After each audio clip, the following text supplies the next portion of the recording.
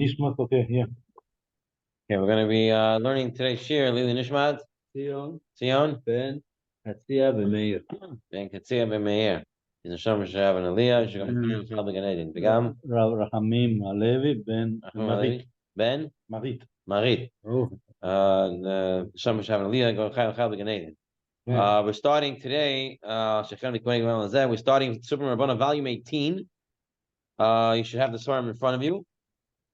This is now the third, right? This is the third book in Shabbos already, in Shabbat, in 16. The second one in Shabbat, or was the third one, I thought, no? The third. Second book. Okay. Third book, we had 16, 17, 18, right? I think so. 3 books or 2? I think it's 3 already. This is 3. This is number 3. I'll go check. You check. I think it was 16, 17, this is 18. This third book. Right? And Malkiel is going to tell us right now. Okay, Malkiel, you let us know.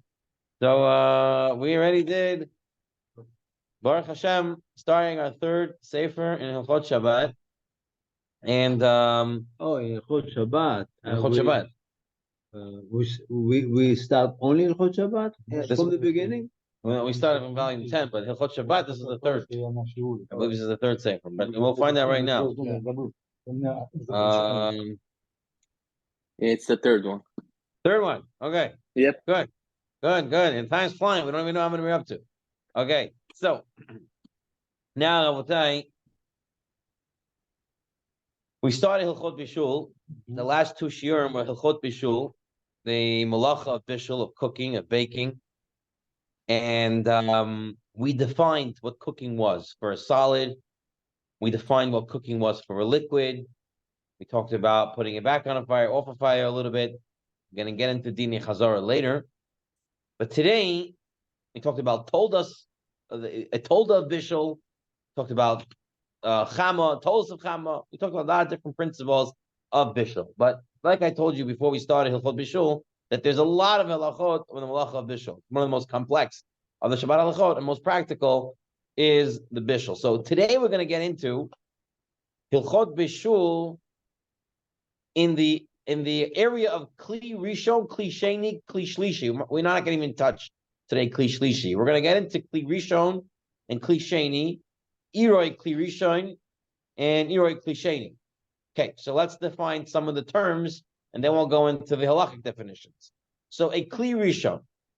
A Kli Rishon is the pot that was on the fire. Okay? The pot that was on the fire. So you're making yachni, okay? So you're making I don't know how you say it, the piece of meat. You're cooking a piece of meat, right? Atichas basar, and you put it inside a pot, and you're cooking it. Cooking with the oil or the water? Whatever you're using, and it's on the fire. Okay. Now, I remove the pot from the fire. What's the status of that pot? It's still Kli Rishon, okay? Because this is the first place where it was on the fire. Right. Even if it's off the fire, still going to be a Kli Rishon. Okay? Now, let me get this cup over here. One cup. Okay, 2 cups. Okay, so now, this is the cup that's on, this is the pot on the fire. This is my Kli Rishon. I take it off the fire, still Kli Rishon. Until how hot, we'll talk about. Mm-hmm. Now, I take this Kli Rishon, and I pour it into another cup. During this pouring of taking from here and putting into here, this is known as irui. Yeah. The pouring. Become Kli Sheni. Okay, what's the status of irui? No, this is Kli Sheni already. That one. This is Kli Sheni. And what about in between? Nothing. Wait, if I put here something that's not cooked, that one was a pouring. And now I'm pouring hot water into it. It's Kli Sheni. What's Kli Sheni? It's become that. No, it's cooking it. So I don't know. No, let me just give you the definitions, and then we'll go to halachic definitions later. So right now, this is Kli Rishon on the fire. I took it off the fire. I'm pouring. The pouring is known as irui. What's the halacha of irui? We'll see. Right. Whatever you have in the Kli Sheni, under this, it all depends what is up, what is down. Tata Gavar. We'll talk about that. Right. Okay. Now this is the Kli Sheni. Okay, right. So here is my Kli Rishon. This is now my Kli Sheni. If I pour from this into the third cup, right? This is Iroi Kli Sheni, and this cup is now the Kli Shlishi, right? That's the just understanding what we mean by Kli Rishon, Iroi Kli Rishon, Kli Sheni, Iroi Kli Sheni, and a Kli Shlishi. So to summarize again, a Kli Rishon is the vessel, is the pot on the fire. Iroi is the taking out of the pot on the fire and putting it into another, so the pouring. And where it goes into, the new pot, the new the spoon, the new fork, the new plate, the new cup, that's a Kli Sheni. Pouring that into another is Iroi Kli Sheni, which goes into a cup called a Kli Shlishi. Right. Now, we have to now define the halachic parameters What is cooking? of what is cooking. Is Kli Rishon cooking? Is Iroi Kli Rishon cooking? Is Kli Sheni cooking? Is Iroi Kli Sheni cooking? Are there differences in the? Is there a difference in the item that's getting cooked? Is it only difference where it's in which pot it's in, or it's also maybe the item that's being cooked? Right. So there's a lot of different factors to it. So let's take it. Let's take it step by step. So we're on page 23 in Hilchot Bishul, volume 18 in the Tzurba Rabbanon. This volume is actually donated. We had Shuki donated it for us here. These books for the shul. It's the Lax Family Edition, but it was donated in the name of these two young men, Yakir Hexter and David Schwartz, who were two chavutot, and they also went into the army to fight for Eretz Yisrael, and they were both killed in battle. Oh. So they dedicated the sefer to these two chayalim. May the neshama have an aliyah. May they also go Michael Chayil Begani. All right, let us start with page 23. Okay, so we'll start with the box. The first box I already dealt with, Kli Rishon, Iroi Kli Rishon, Kli Sheni, Iroi Kli Sheni, Kli Shishi. The second box, Bishul and Kli Rishon. Let's just begin. David said, "Let us begin the subject with Bishul and Kli Rishon." We know that cooking raw food on the fire in an oven constitutes Bishul. Everybody knows that on a fire, that's Bishul. Does the same hold true for placing raw food in a hot Kli Rishon that was already removed from the fire? Okay, so here it was. Theon was making us a nice soup. Soup was done. He took it off the fire. He brought it to the table. Now, I want to throw in some uncooked item. A lot of the spices, by the way. The pot is on the table. The pot is on the table, and it's still hot. Okay?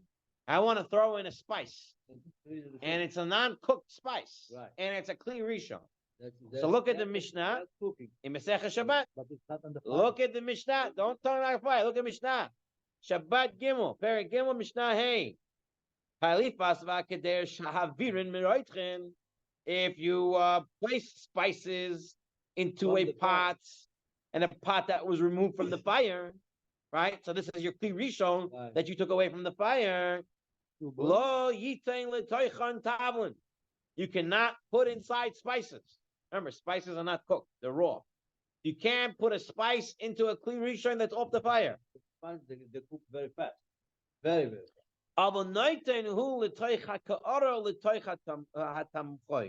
But you're allowed to put spices into a bowl or into a tureen, which means if you took the soup and you put it into a second bowl, then you can go and put spices inside.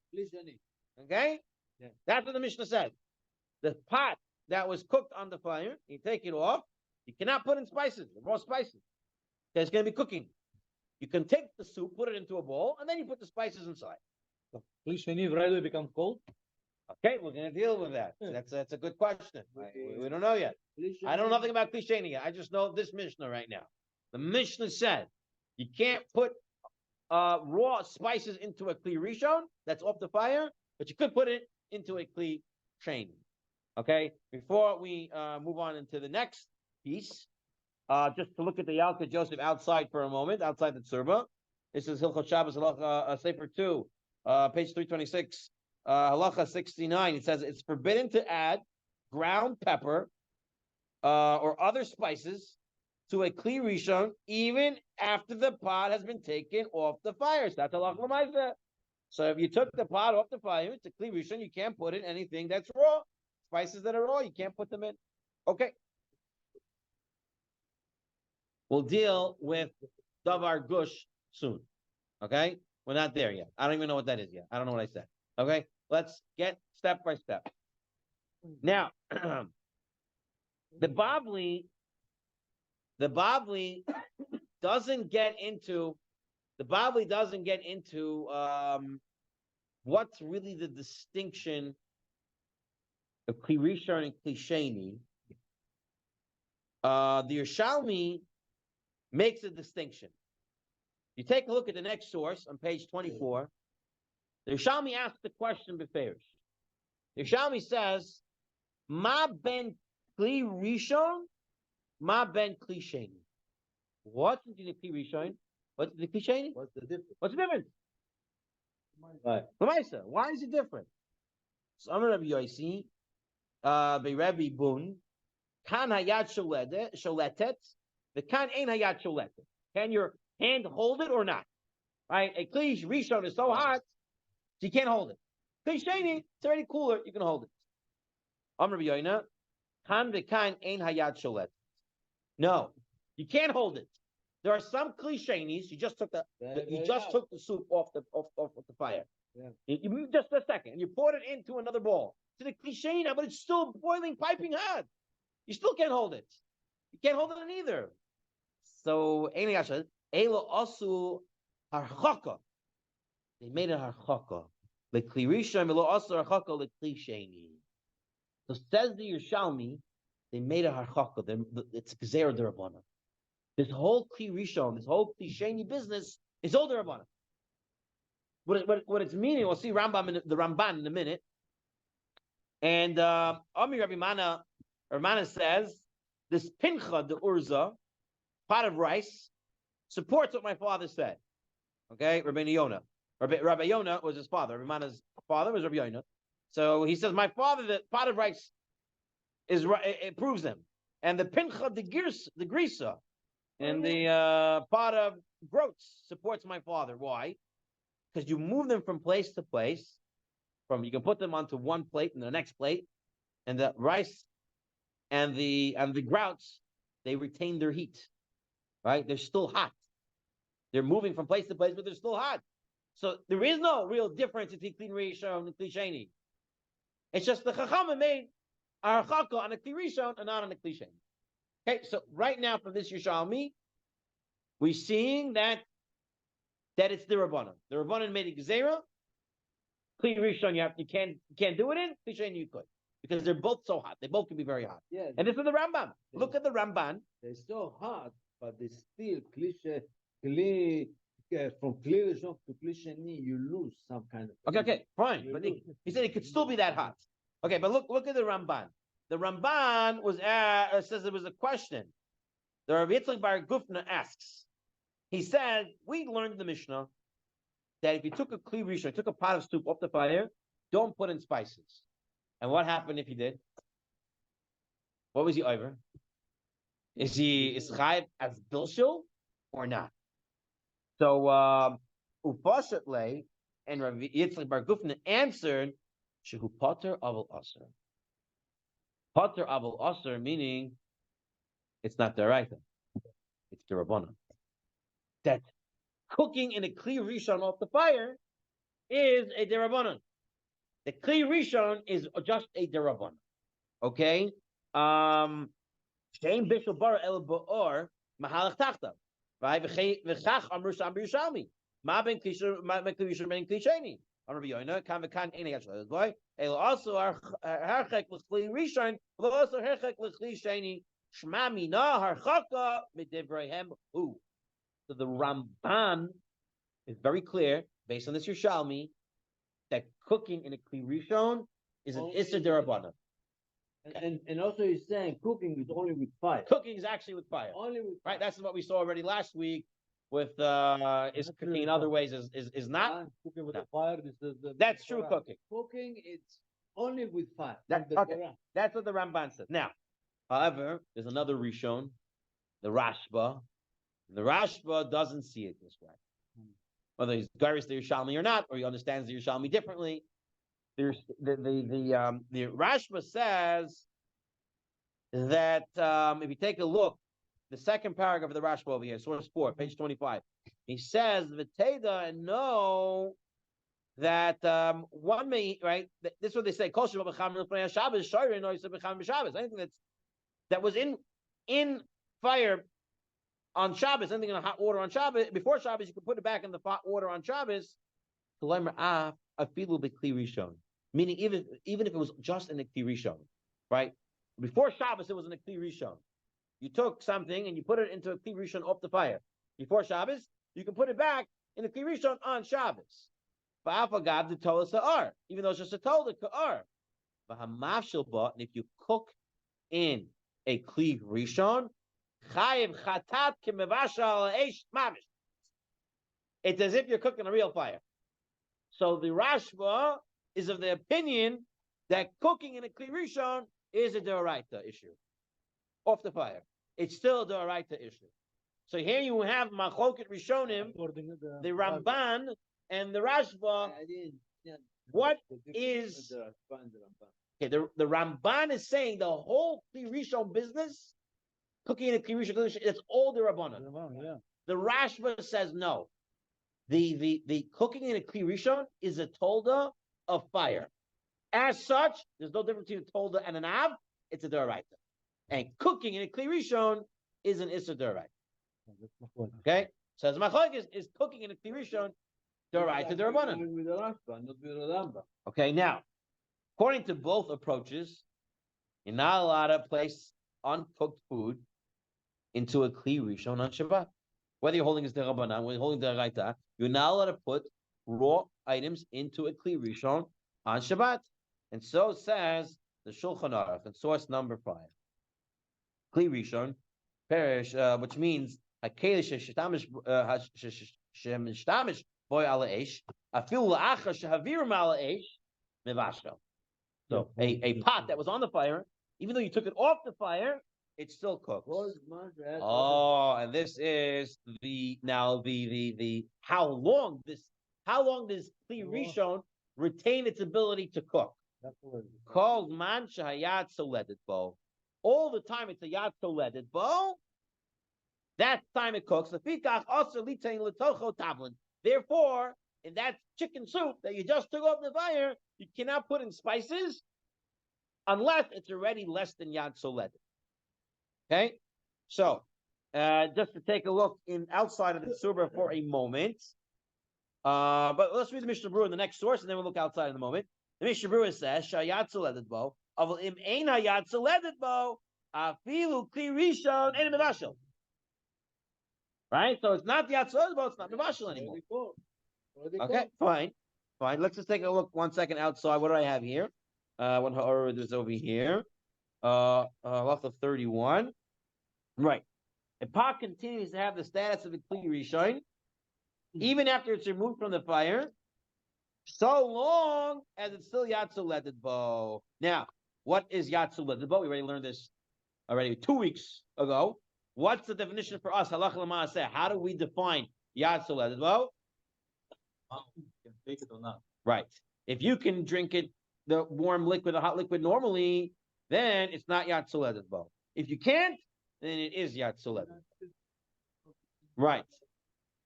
Drinking in one shot. Can have a lot of it in one shot. But if you have to sip, that's Yad Soledet Bo, and that's when you can't put it in. If it's on a plata, is it considered directly on fire or no? If it's on a plata? Yeah, pot is on And directly on a put something in after I take it out from the fire. Get the Bishul, right? If it can get to Yad Soledet Bo, that means you can get the cooking, then you can't put it there, right? We already saw that, right? You can, if it's already cooked. Yeah. Some of the warming tray, some of the hot tray. This one is kind of warm. The other one is very hot. You have to see what you have. Okay, fine. So we have this definition right now. What do we have right now? Kli Rishon. We have the Ramban Rashba. We're not sure it's the Raisa, the Rabbanan. What's the Isser there? We do know it's Aser. We know it's Aser until it's no longer Yad Soledet Bo. Okay, that's when it still has the ability to cook and the answer to put in raw things into it. What if Okay, it's cliche? Has we're gonna talk about Yatsoled Bo. we'll talk about that in a moment. So that's the question. That's what the Yerushalmi said. The Yerushalmi said there are sometimes a cliche that's Yatsoled Bo. So therefore, they wanted to learn just the Rabbanan. That was the Ramban. That's not entirely true. You're going to see there are a lot of exceptions. Okay, Yeah. let's Depends what. let's move on. The Simcha Bonim Cohen in his Shabbos kitchen, he writes the Kli Rishon contains hot food or liquids. It's forbidden to immerse in it any uncooked item. For example, you're not allowed to put in seasoning to a pot of hot soup, even after the pot has been removed from the blech. Okay, because it's still Yatzuledbo.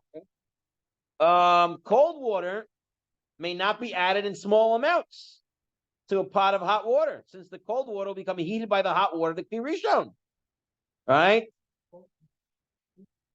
Well, so salt is a whole different issue.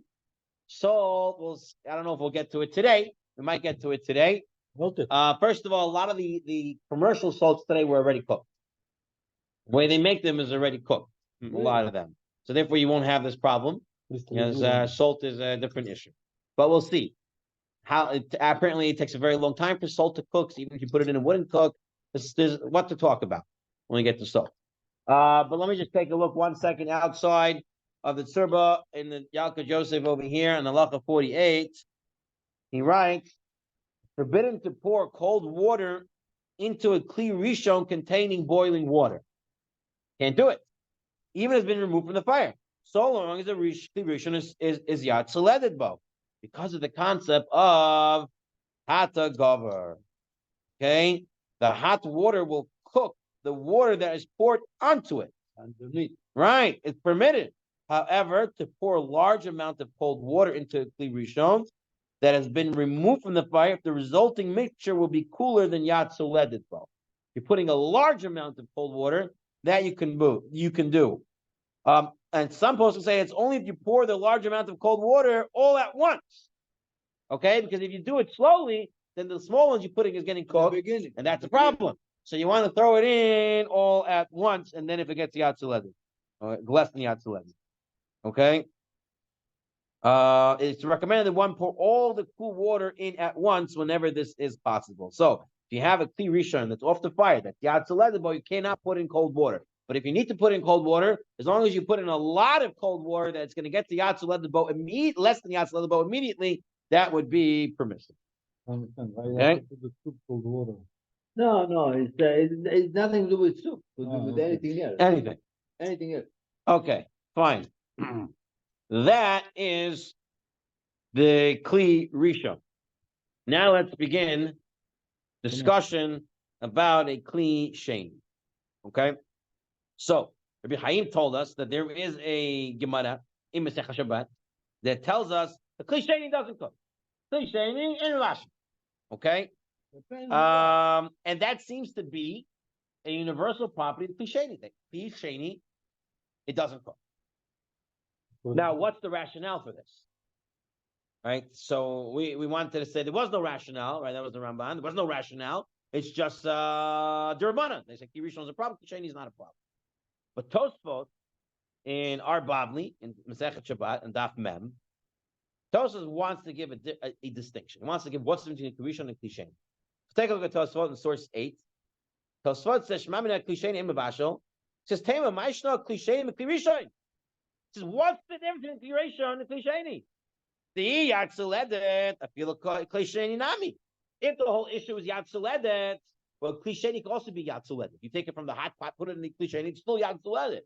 So if it ain't Yatzuledet, and if it's not Yatzuledet, if you Kli Rishon nami in Mavashel, and if it's not Yatzuledet, then even if Kli Rishon that's not Yatzuledet, we already saw that it's not Mavashel. So what's the distinction between Kli Rishon and Kli Sheni? If a Kli Sheni can also be Yatzuledet, what is the difference? So it says V'yesh Shlomer, Kli Rishon, V'toich she'amad al ha'or, Defonotav chamin u'mechazik chomo zman meruba. V'lekach natan abo shir the kol zman she'Yatzuleded bo also. So says the Tosfot is that since the pot was on the fire, the walls of the pot has heat. and it keeps items hot, and it makes it hotter. Therefore, you cannot put into a kli rishon raw food until it gets less than yatzuledet. But of a kli sheni, afal gav the yatzuledet bo, even though it's just as hot, you just put in the piping hot soup in there, even though it's still yatzuledet bo mutter, and it's not considered cooking. Why? She'ein definus of chavin v'hoylech umiskarer. Since the walls of the pot was not on the fire, so it's not hot, it gets cold faster. Okay, so the Tosfot At one time, you know what's happening? Like he said, the node of the pot is there very hot. That's true, 100%. But the klisheni, when you put the klisheni, most of the heat doesn't go on the water, goes on the kli itself. So the kli itself is hot, but inside, if you put your finger, it's not so hot. So the kli is cooling down the soup fast. And since the pot was never on the fire, it doesn't have its own heat to retain. Right. So it starts to cool down immediately. Much faster. So the ceramic become hot, but the inside is not so hot. No, the heat doesn't heat up. Yeah. So I don't think at this moment now what you're talking about ceramic, there is talk in the Gemara about that, about ceramics that it gets hotter, and that might be an issue for other things. But at this point, I think what Tosfos Chiddush is that since the pot was not on the fire, its walls are cold and it cools quickly, and that's what makes it a kli sheni. Yeah. I'm trying to think, you pour from a very hot styrofoam cup into another styrofoam cup. The walls are both. Insulator. It doesn't really heat up. Even any kli you take and you put on the fire, it takes some time until the whole kli become very hot. In the beginning, it's not hot, even though it's from the fire. It takes a while until everything can become hot, and then the kli can boil the water inside. Okay. Usually, how you would transfer the food from kli rishon using the ladle. Yeah. Oh, that's a whole different talk for later. That's a whole different talk. There's gonna be a whole ladling at the end of this section. Maybe next week and after Pesach. Okay, that's ladling. Faster. That's a whole nother issue. Faster. Okay, I don't know. I just made the soup. I don't have the ladle yet. Okay, I don't know. I'm pouring it. Okay, right now I'm pouring. I don't know anything about ladle yet. Let's hold on.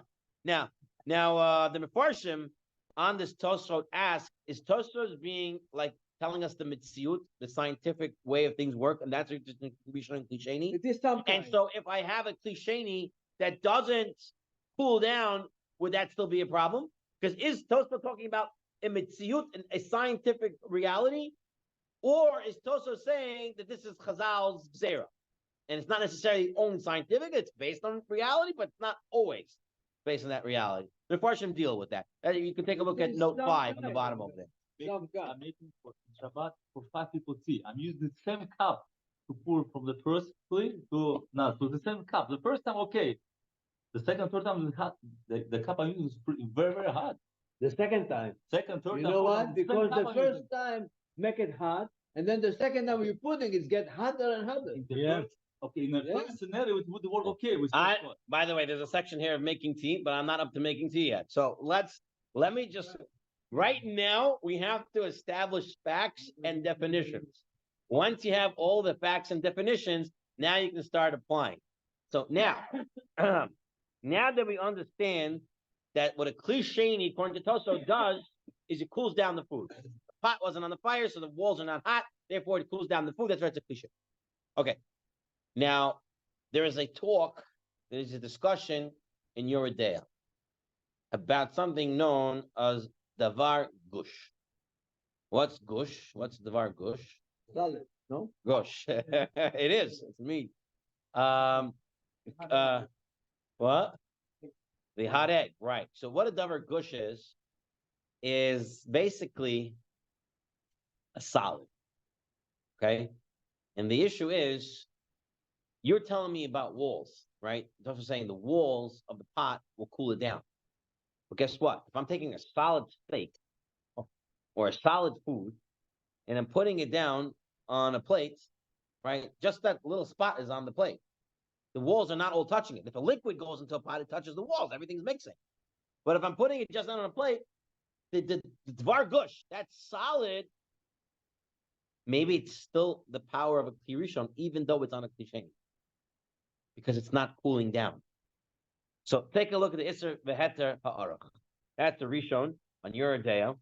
And he says, right, a case of meat so hot that it's Yatzoleded Bo, if it was cut with a dairy knife, with a knife that was used for non-kosher, absorbs through its entirety due to the pressure of the knife. All right, this is not comparable to a Kli Sheni with liquid. As with dry item, there are no walls that cool. There's no walls that cool it down, right? And when you cook with it, it cooks as long as it's yad still let it go. So the Isser Het Arach says, if I have a hot piece of meat, no matter how many different plates I put it on, if the piece of meat is still yad so let it go, right? It's still cooking. I think they serve you on Kedusha. They can't put the pepper directly on, according to the. Perhaps. According now, hold on. 1 second. The Isser Heter Arach only said this on Yeridea. He didn't bring it over to Shabbos. Isser Heter Arach is only on Yeridea. He never said this by Shabbos. Now, the Yam Shel Shloimeh, he says it's not just a Davar Gush itself, like a piece of meat. He says it's also anything solid that retains its heat. He says even rice and millet, after they've been poured from the pot into a bowl, as long as they're yatsa leaded bowl, they are like a Kli Rishon. So the Isser Het Arach says it's a piece of meat, piece of fish, piece of something solid. Says the Yam Shel Shlomo, right? The Maharshal says even rice, even millet. They also, you put it from one place to another place, and that's what your Yerushalmi said. Remember, you take rice and you put it from one to that heat remains. All right, so he says that's also a problem. Okay, now the Darkei Moshe on Yeridea. Who's the Darkei Moshe on Yeridea? That's the Ramah. Okay, so the Ramah, he writes no such doing. Right, there's no such thing. This is in the Yeridea still, not even up to Shabbos. Okay, so in Yeridea, the Ramah says the light guard davar shu gush from davar lach. No difference. It's not worse. It's solid. Once it's in the Kli Sheni, it's in the Kli Sheni. Don't start telling me it's retaining its heat. It's not true. Okay, that's the Ramah. Now, all this was in Yeridea. So I'm cutting it with the knife. I'm cutting it with something else. Is it the Rishon? Is it Kli Sheni? It makes a difference. Fine. So now, what's the halacha with Shabbos? Do we now extrapolate from Yeridea, Isser V'Heter, and we say the same halacha applies on Shabbos? So the Magen Abraham says in Shabbos, Shon Yirches, which is about Bishul, the Kach Koto Apois can be Yeridea, the Davar Shu Gush, if you be Kli Sheni Mivashel, Chosh Chayin Tzli. So the Magen Abraham brings it over to Shabbos. The Magen Abraham brings it over to Shabbat. And he says you have a Dvar Gush, right? So that would mean, if you hold like this, if this is the halacha for us, that would mean that if you have a hot piece of steak on your plate, right, or any hot solid food, you cannot go ahead and put something cold on it. That's not been cooked, right? Salad. You can't put coleslaw on it. Coleslaw's not cooked. I don't know if they cook it or not, but I'm assuming they don't cook the vegetables, right? And you go and put it on the solid. You just cooked from a Dvar Gush. I have a cucumber on my plate, and I put it on top of the Dvar Gush. According to the Magen Abraham, that is considered cooking a Shabbos. Yeah, you're gonna have to have. I heard my rebbeim would say that you would need to have mechitzas on your plates, right? Mechitzas not just in shul, right? Mechitzas on your plate on Shabbos, right? So your Dvar Gush wouldn't cook something that is not something that's raw, right? Something that's not cooked yet. If you put pepper, maybe it's cooked, right? Not cucumber. Why not? Cucumber, to cook a cucumber takes a while. Takes really a fire and everything else. Could it cook Kedei Klipa? Could it cook a Kedei Klipa? No. Well, okay, I don't know. It seems to be good. Fine. Okay, I see we're not big fans of this Magen Abraham. We don't want our Davar Gush to be an issue. We want to put our raw condiments or spices on our hot item. So the Chaved Dat, which is in the Tivos, right, in the Sivos, he writes, I don't know what you guys are talking about. Nira, Tilanian Bishul, then Yochel Vashel Rakli Rishon. Shiesh the Funas Hamachamamois. You have to have the walls that are hot in order to cook, right? An item itself can't cook. So he's Right. like Russ. He wants to say that perhaps in your idea, taste transfers, maybe that's possible with the Dvar Gush. Maybe that's possible by in your idea with a taste transfer with a hot Dvar Gush, hot solid item. But there's no cooking from a hot solid item.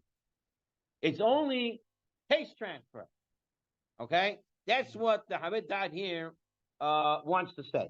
On page 30, in the top box, what's the practical halacha? So Mishnah Brura for Ashkenazim writes that one should take into account the chumrah of the Magen Avraham and refrain from adding uncooked spices to hot solid food, even in a klisheni. So you took the steak from the pot and you put it onto another plate. According to Ashkenazim, you shouldn't put raw stuff on it. And this is the same psak. Mashmir Shabbat Hilchata, Mora Shabbat, Pinei Halacha. A lot of the Ashkenazim poskim, this is what they say. The Ashkenazim have to be careful.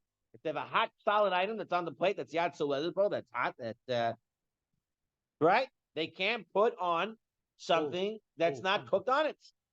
In contrast, Hamovadia comes and says this one. Right? Says, Hamovadia says you can put it on the mark. Okay? He says why? A workshop, right? We have a sveka. We have a double answer. First of all, he says, perhaps in your idea there was a machlokes. The Yeridei Machlokes was this, you have the tzad of the Isser B'Heter Arach, and the Marshal on one side, and you have the Ramah on the other side. And the Ramah said that there is no such thing as Dvar Gush, but by a solid item. It's no such thing. It's the same thing. Once in a klisheni, it's in a klisheni. So first of all, we don't know if the halacha by Yeridei is like the Isser B'Heter Arach. Second, he says, what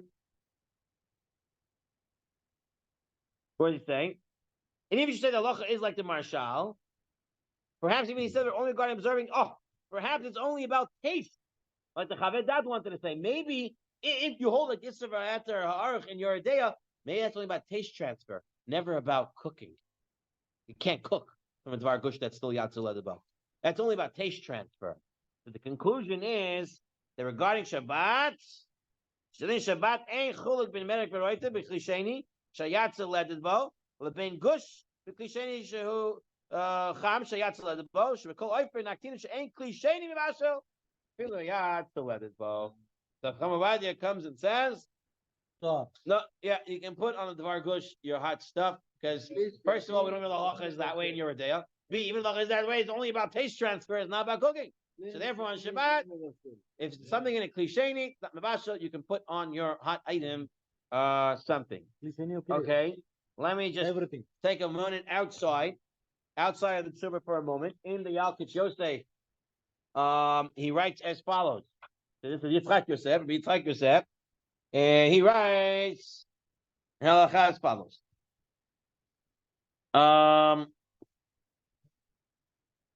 Okay. Some poskim rule, this is outside the Tzurba for a moment. Some poskim rule that a solid food, such as rice, meat, or fish, retain the power to cook even after they're emptied out of the kirishon. Okay? He brings down the marshal, like we saw. A solid food retains the status of a kirishon, wherever it may be, until it's no longer as hot as Yad Soleded. Other poskim rule that any food, liquid, or solid loses its power to cook once it's put in a klisheni. According to this opinion, it's permitted on Shabbat to pour cold something onto it or onto a piece of meat, something that's cold. He says, in practice, the halacha is like the second opinion. That once it's the klisheni and a mivashel, and you can put something wrong in it, All right, this is what he's, and those acts are permissible. So, Kamaladia, it's like Yosef, need to say, Dvar Gush, no problemo. You can put stuff on it. No, he brings here the Rabbi Chacham ben Zion Abba Shaul, Rabbi Mordechai Eliyahu, and many other Sephardi poskim are lenient in this regard. I don't know if all, but it seems that many Ashkenazic authorities are machmer on this, whereas the Sephardi poskim are makel on this. Okay, fine. Rabbi David Ribiat. Okay, so he brings the minhag is to be machmer, talking about for Ashkenazim, and to treat a davar gush with all the restrictions of a pirisha. Therefore, one may not sprinkle diced onion, garlic, celery, or any uncooked spices and seasoning directly onto a hot davar gush, just as you're not allowed to put them into a kli rishon. So, according to Ashkenazim, they have to be very careful when they come to their hot, solid item that's on the plate. They can't put anything they want on top of it. You have to be careful. You have to, not just on top of it, on the sides of it. You have to make sure it's separated from the non-cooked and cold stuff. Even though you put it in the kitchen. Yeah, even you put it in the kitchen, according to Ashkenazim. Okay, now,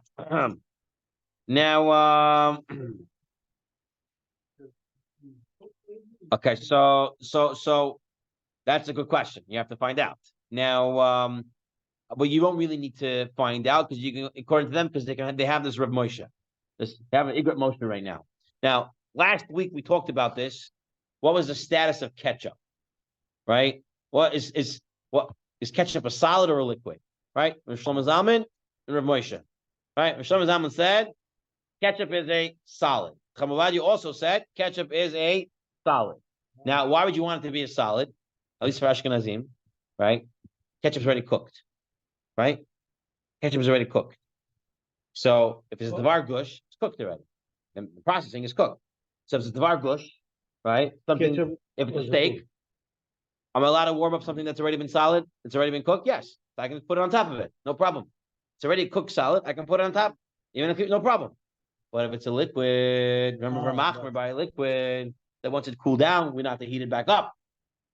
So now I have a davar gush. Can I put my ketchup? According to Moshe, ketchup is a liquid.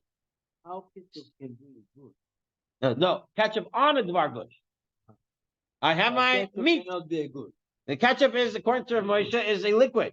Exactly. So a liquid, even though once it's cooked, you're not allowed to reheat it on Shabbat. So I have my davar gush now. So according to Moshe, can I put ketchup on my steak? So that's what Rav Moshe says. So Rav Moshe says, he says right around the Rishayim, it's permitted, litain ketchup. Al basa roita shanitin l'klishain. You're allowed to do it. So even according to Moshe, who holds that ketchup is a liquid, according to Shlomo Zalman, no problem. It's solid on top of a solid. It's all you're allowed to warm up. According to Moshe, liquid's a problem. He says, no, you're allowed to do it. Why? He says, first of all, recooking a liquid on Shabbat, we saw was a chumrah. Right? Ashkenazim hold, it's a chumrah. That you're not allowed to recook it. Really, the halacha is like the Rambam. And you're allowed to heat up a liquid. But we don't do it. Right? You can't tell, whatever it was. So he says, so we have that. Also, he says, the Ramah in Yeridea says there's no such thing as davar gush. That a solid item remains its heat. So he says you have these things over here, and you can be makel, and you would allowed to put the ketchup onto a davar gush according to Ashkenazim. Now it comes to the steak sauces for them as well. So you would have to see: is it a solid or a liquid? If it was cooked previously before it was done or not? Otherwise, as long as the item is still yatzal, they wouldn't be allowed to be put it on if it's still raw. If the item is raw, to be put it on. Is almost the same like Biobadia. In what regard? No, but he holds the davar gush. Huh? He holds the davar gush. He just says ketchup on the davar gush is not a problem. Right. So it was cooked before. Right. Okay. Fine. Okay. Now the Chut Shani, which is Rav Nissim Karleitz, he writes, what's the extension of davar gush? Right, we saw this already, but he's going to bring it again. He says it was brought down. The Marshal said, Yam Shlomo said, even rice. So Rav Nissim Karleitz says, no, that depends when. Not just pieces of rice kernels. It's rice. It's like a pot of rice. There's a nice amount of rice. Bah. One piece of rice is going to cool down right away. It can't be considered davar gush that retains its heat. It has to be a clump of rice that retains its heat. Okay? Fine. What was it? Tadig, you said? Okay. Right. Tadig also is not very, very hard. If it was, it would be considered Dvar Gush Prashkina. Okay. So came out from this section before I move on. This section started off with a klisheni. What makes a klisheni? So it says the walls cool it down. Ooh, what about if there are no walls involved? It's a Dvar Gush. It's a hot, solid item. So in Yoredea, we saw that it definitely transferred taste according to the Isser Ha'arach as well as the Marshal. The Ramah disagreed. Question was, did it come over to Shabbos? Magen Avraham said, yes, it comes over to Shabbos, and therefore in the Dvar Gush you can't put it on. The Chavod Da'at says, nope, not on Shabbos. It's just about trace transfers and not on Shabbos, not about Bishul. However, the Ashkenazic poskim, Mishnah Brura, and many others say the Ashkenazim should be careful, should watch out for this chumrah of Dvar Gush, and therefore they should not put on a hot, solid item, even though it's in the Dvar in the Klisheni, they should not put uncooked raw items on it until it's less than Yad Soleded 12. Chamovadia said this fake sveika, and therefore putting on Dvar Gush on Shabbos is not a problem. So we Sephardim do not need a mechitza on our plates for the Indian of Dvar Gush. Okay. Now we're going to move on to the next Indian, which is Iroi Kli Rishon. Okay? What's Iroi Kli Rishon? Iroi Kli Rishon is pouring from, so here's my pot that was on the fire. I removed it from the fire. It's still a Kli Rishon. And now I'm pouring it into a Kli Sheni. That time that it's pouring, what's the status of that pour? I'm pouring directly onto something raw, right? You told me once in the Kli Sheni, it's not mivasha. But what happens if it's cooking something before it hits the Kli Sheni? It's cooking the item that's in there directly. That's cooking. That's cooking. Right. That's cooking. Has Right. to be, The tea bag under the urn, that's the classic example. So I have the tea bag here. The tea bag is not cooked. yeah, that's cooking. Okay. And I'm going to the samovar. I'm putting the spigot, right? I'm pressing the button, the urn, and it's coming out, and it's going directly onto the tea bag. So it's Iroi, the pot, the samovar, the urn is the Kli Rishon, and it's pouring onto a tea bag. Iroi Kli Rishon onto the tea bag. So what's the status of that? So there is your Shalom. Right. It's inside the Kli Sheni, but it's directly Iroi pouring from a Kli Rishon onto that item. So this question, it's a question that's found in the Yerushalmi. So Talmud Yerushalmi in Shabbat asks a question: Mahu litain tavlin milmata v'la'arot alehen milmala. I put a spice which is uncooked, which is raw, in the Kli, and I put it in the Kli, and I'm pouring the Kli Rishon onto it. I'm pouring Iroi Kli Rishon onto it. What's the din? Cooking. So Rabbi Yonah says, Amar Aser. He says it's Aser. Right? The Iroi and pouring Kli Rishon who? The pouring is a Kli Rishon. It retains its status of a Kli Rishon. Now, by the way, this would make sense according to Tosfot, right? Tosfot says Kli Sheni is that the walls cool it down. The wall didn't hit it yet, right? The wall didn't hit it yet. Okay. It's hitting the item before the wall hits. Therefore, it's still Kli Rishon, right? If you want to use Tosfot's understanding of what's going on here. Now, Rabbi Yossi in the Gemara wants to argue, and he wants to say that's not necessarily true, but Rabbi Yossi Be'Rabun says, no, it is true. And it comes out from the Yerushalmi, going to the what's going on here, but it comes out from the Yerushalmi that pouring from a Kli Rishon, the Iroi, the pouring, is considered Kli Rishon. That means because you cannot pour it on a spice or anything that's raw, that's not cooked yet. Because what is the whole thing about Kli Sheni? The Kli Sheni, when the minute you take this hot water and you put in the Kli Sheni, it loses the koach. Exactly what Loses Tosfot the said. koach Right. because now it has to hit the Kli. Right. And then if you put something else in it, it's not the same Mayim Votrim was before. It's already much cooler. True. Okay, very good. So now let's read that box over there on page 33, the first box over there. It seems that according to the conclusion of the Yerushalmi, pouring from a Kli Rishon over an uncooked food is prohibited on Shabbat. No. However, the conclusion is not necessarily accepted as halach. Okay, the Yerushalmi is not necessarily the halacha. Tosfot cite the position of the Rashbam that pouring hot liquid from a Kli Rishon over food is only equivalent to placing the food in a hot Kli Sheni. The Rashbam says that pouring it is like a Kli Sheni. So right now you have a machloket. You have the machloket from what was mashma from the Yerushalmi that it's a Kli Rishon. The pouring a Kli Rishon is a Kli Rishon. In the Rashbam who said the Iroi Kli Sheni.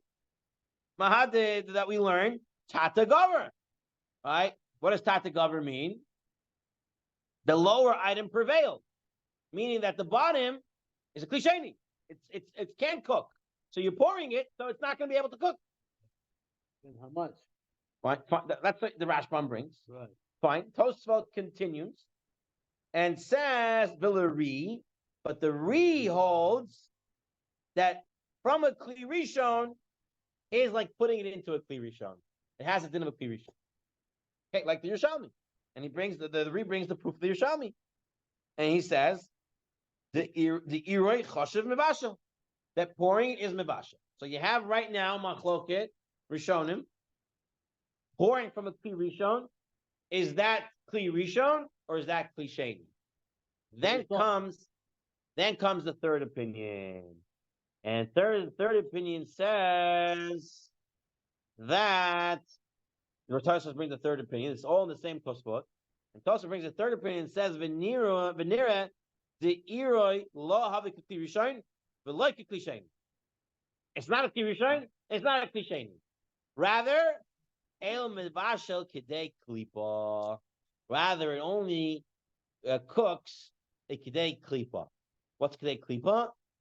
Small amount, paper thin, like the nail. Okay, size of a nail. This size of a nail, not the length of the nail, but the width of the nail. Right. So the height of the nail. Look at it this way. Okay, that's how much it cooks. So it's not a Kli Rishon as it can cook. It's not a Kli Sheni that doesn't cook, but it cooks a Kidei Klipa. An in-between stage. Which it is, you're a Kli Rishon, right? But what about for Shabbat? Would it make a difference if it cooks Kidei Klipa or not? So obviously, it's going to be a problem of Bishul because it's cooking something, right?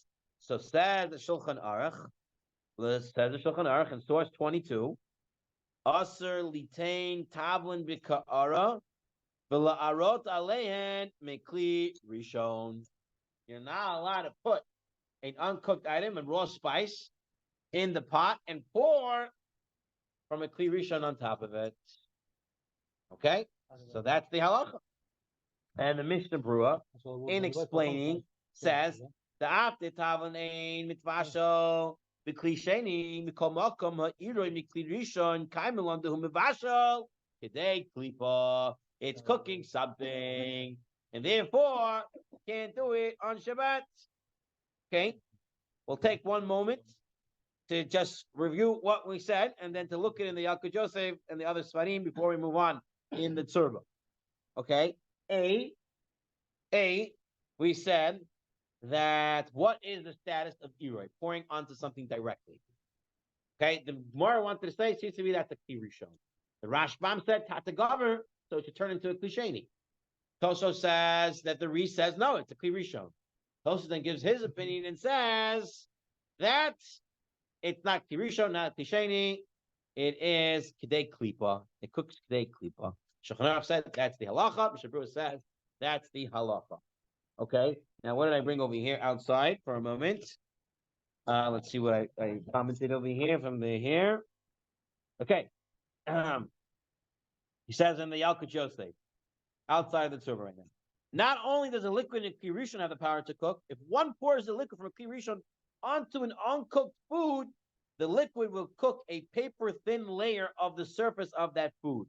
Therefore, it's forbidden to pour hot water from a Kli Rishon onto an uncooked food on Shabbat. Okay, that's the Yalkut Yosef.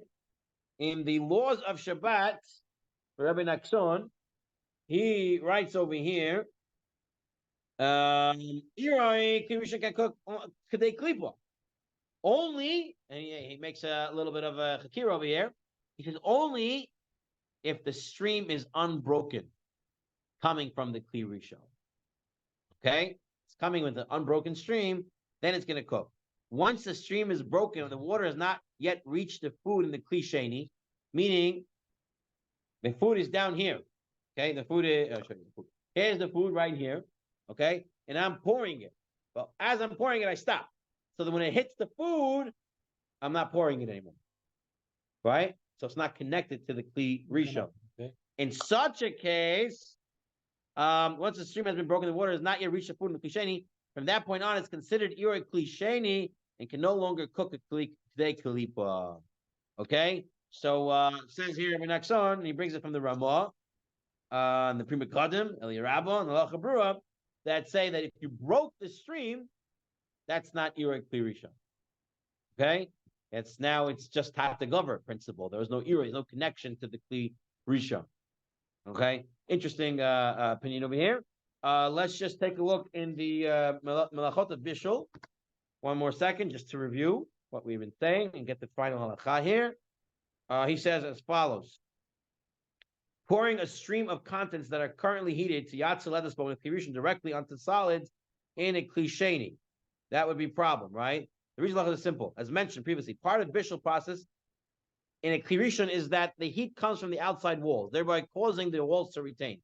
Therefore, if the stream of liquid is still connected to the Kli Rishon, it keeps the status of food being heated in the Kli Rishon and is subject to Bishul. However, once the stream of liquid disconnects from the Kli Rishon, the stream itself has a status of a Kli Sheni and is no longer part of the Bishul process. Okay? It's all to do with the walls again. The Kli Rishon walls are very hot. Therefore, as long as it's connected to that wall, it's still Kli Rishon status and it can cook Kedei Klipa. But if it's no longer connected to the wall, the stream has stopped, then it's not a Kli Rishon and it's not considered cooked. Okay? You got it? Good. Fine. Good. Now let's move on. Shmirat Shabbat Hilchata now talks about, you have here a cup, and in the cup you have some droplets of water, and now I want to pour from the urn directly into my cup. No. The Shevet Levi says like you, but not everyone says like that. Shminat Shabbat Kilchata says, "Lepikach yesh la'akbid shalishvach mikli rishon al alei tesh shelo nitvashlu or gabay esh neboydoim b'chein yesh la'akbid shalishvach mikli rishon al tamtzit." Right? Te kera afmeit. Moshe oy lishvach letoy tzalachas lekoy she'en nikiyos. Right? Ve'enan yivashos legamrei. Okay, so that last line right there. It says, don't pour on a plate or a cup that's not completely dry. Why? Because you're pouring from a Kli Rishon. Here, Kli Rishon is cooking, and the little droplets of water there is going to get cooked via that water that you're pouring. So don't do it. This also in the box it says this is also the position of Rav Moshe. Rav Moshe also held. Shouldn't do it. However, the Shevet Halevi, which is Rav Wozner says, he says, Darche, my minhag, my practice, lahako, to be makel on this. He says, what I do, I strike the cup. You know, I throw it over the garbage. So I take out the majority of the liquid, right? And now there's something left. But what is it? It's psik resha. Like Rabbi David said, I don't want it. It's going to happen, but it's not what I'm wanting. And it's something that's not significant and fine, and it's okay. Okay, that's a Shevet Levi. Rav Mordechai Eliyahu agrees. He said it's insignificant and nothing to worry about. The Mordechai Eliyahu brings another thing. He says if you're going to be machmir and you want to wipe it down, Yeah. you might get into a problem of squeezing now. Right? You're wiping it down with a napkin, whatever it is, and it gets too wet, and you're gonna squeeze it. So you were being machmer to make sure there's no droplets, and we end up squeezing instead. And he says, just shake it out, put the water, you don't have to wipe it. And take a minute outside the Tzurba for a moment. On page 403 in the Lozo Shabbat, he writes over here, when pouring from a kli rishon into a cup that has some small droplets, it's proper for one to shake them out, right? Before pouring it into the cup.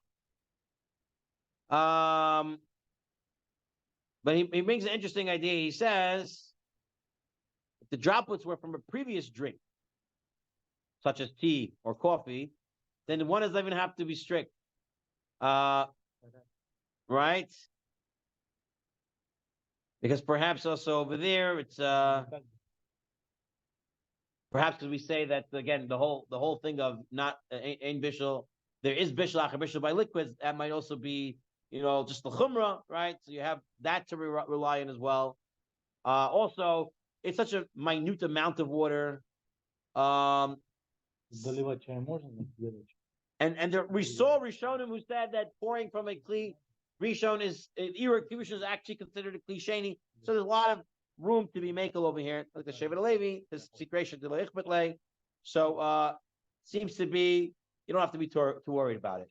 However, interesting to find out, Rabbi Yitzchak Yosef, he writes in the Yalkut Yosef. Look what he writes over here. He writes, interestingly, his recommendation is to wipe down the cup. He writes, anyone who is strict regarding this and is careful to thoroughly dry the utensil before pouring the hot water into it from the kli rishon, or to pour the hot water into it from the kli sheni, meaning put it in a dry kli sheni and then put it into that cup, will receive a special blessing from heaven. Right? So Rabbi Yitzchak Yosef says it's good to be strict. Right? Mordechai always said, don't do it. You're gonna might be squeezing. So he says, do it. He writes further, it's permissible to dry utensil Shabbat without fear of desecrating the Shabbat by squeezing water from the towel. Even someone who keeps the strictly may refill a thermos or hot water bottle with hot water from a kli rishon, although it's not perfectly dry, since it's possible to dry it manually. It's not possible to dry it manually. He should try to shake it out as much water as possible before refilling it in any case. Okay, so it comes out. But technically, you don't have to dry it. And Mordechai says, don't dry it. It might come to squeezing. Everyone seems to say you should shake it out. You have whatever the drop was in there, shake it out a little bit as much as you can, and then you don't have to worry about the other ones. The ichbetlei, minute amount, significant. Perhaps a cooked item after cooked water, there is no problem. So you have what to rely on. You can put it directly on the remaining droplets of water. Okay, fine. Now, yes.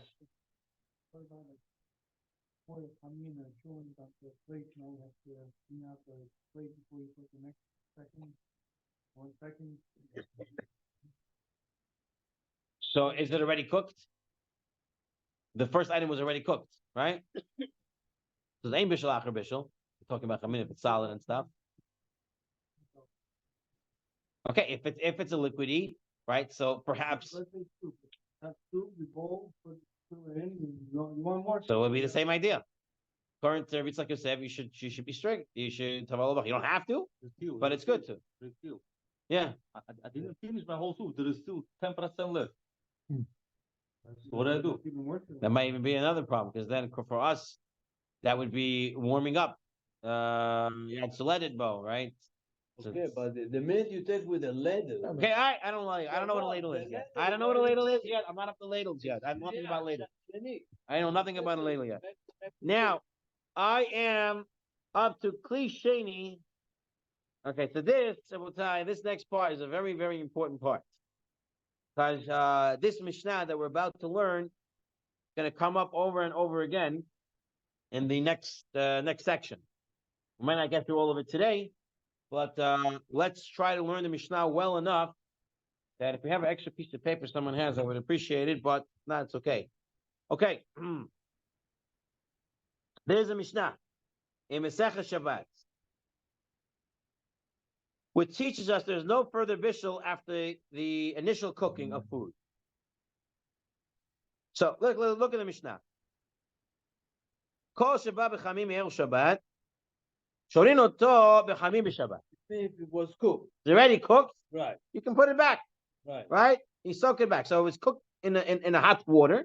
Right. So it's cooked in a kli rishon, and you can put it back on Shabbat. Because that's already for cooked. where they come, and bishul har bishul. Okay, now chol shelo ba b'chamim erev Shabbat. Something was not placed in a heat source before Shabbat. What does he say? Madechin oto Wash it. b'chamim b'Shabbat. B'chamim b'Shabbat. You can wash it. So the Mishnah said, raw, you can pour on it, you can rinse on it. Madichin oto b'chamim b'Shabbat. One may rinse hot water on it on Shabbat.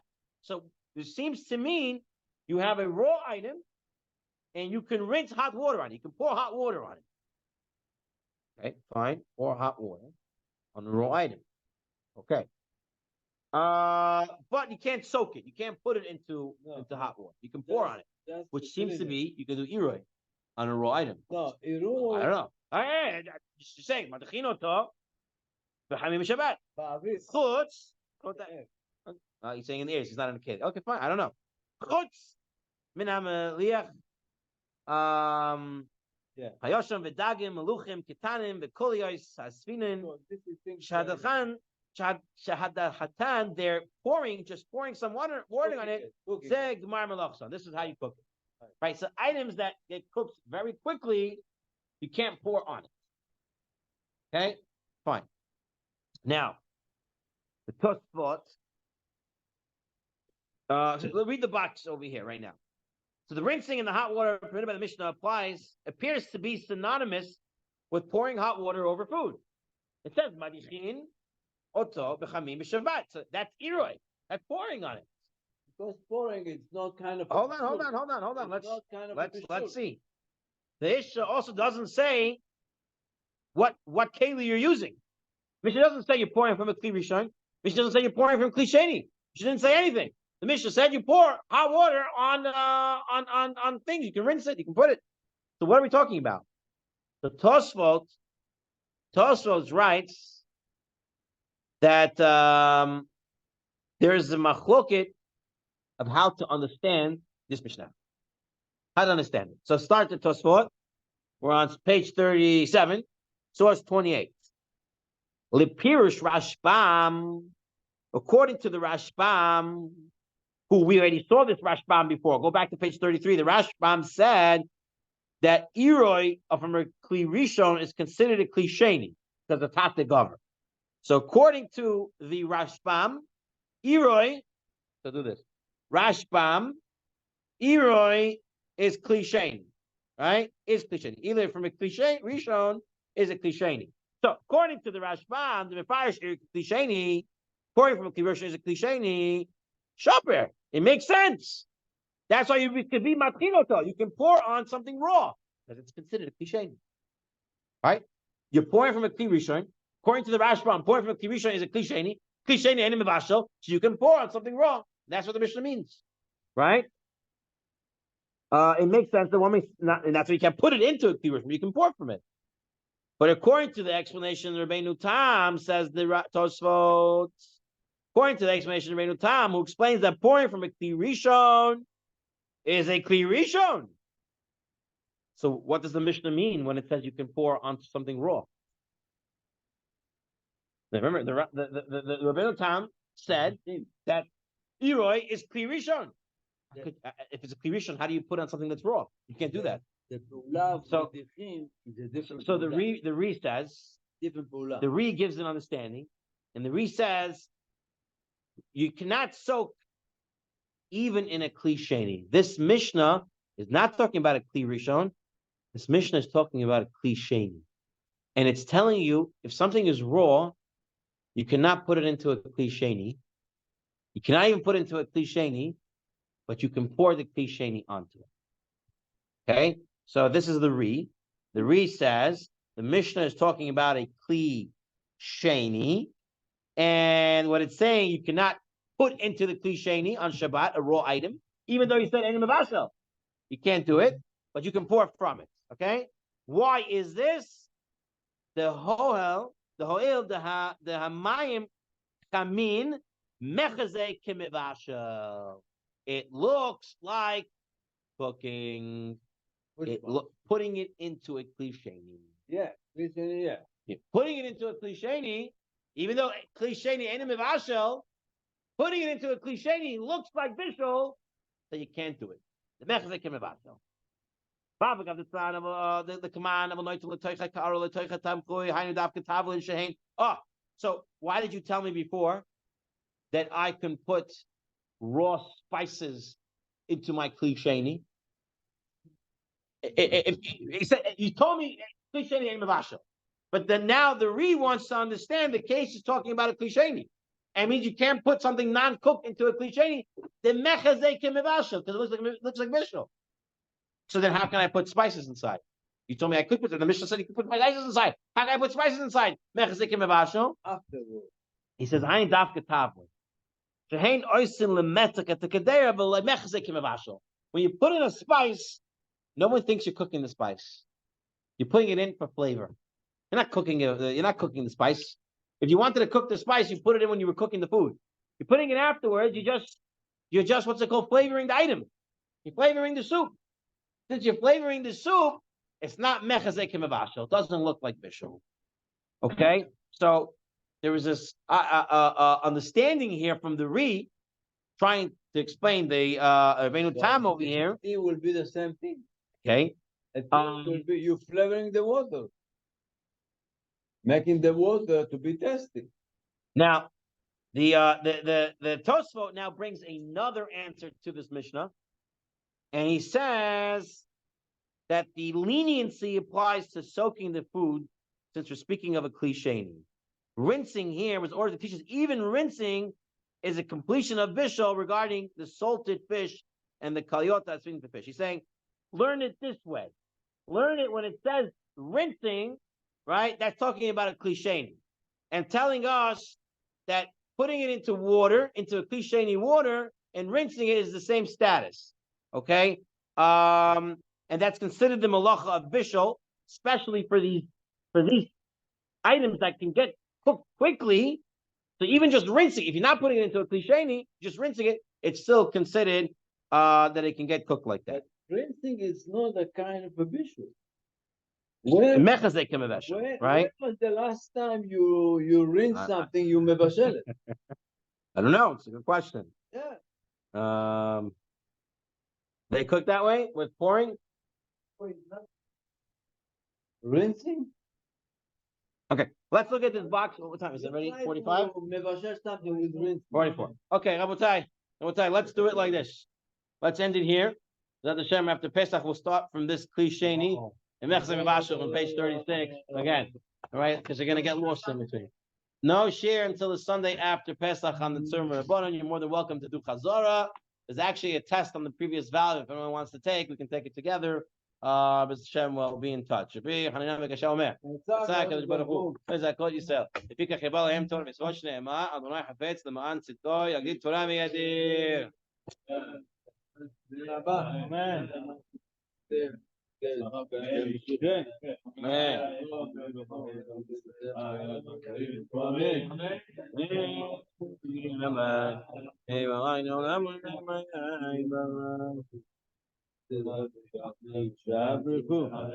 אלא מקום מחדש אמן על ישראל ורבנם ותלמידיהם וכל תלמידי ובמת אנשים פועל הקדיש עתיד ועדת שמאל אדם ואדם אלא מושכה לפרחין ומשפחה בגדם משפחה ברעב אמן יש דבר חיים וזרק נחמה וצפה בגלל הפרה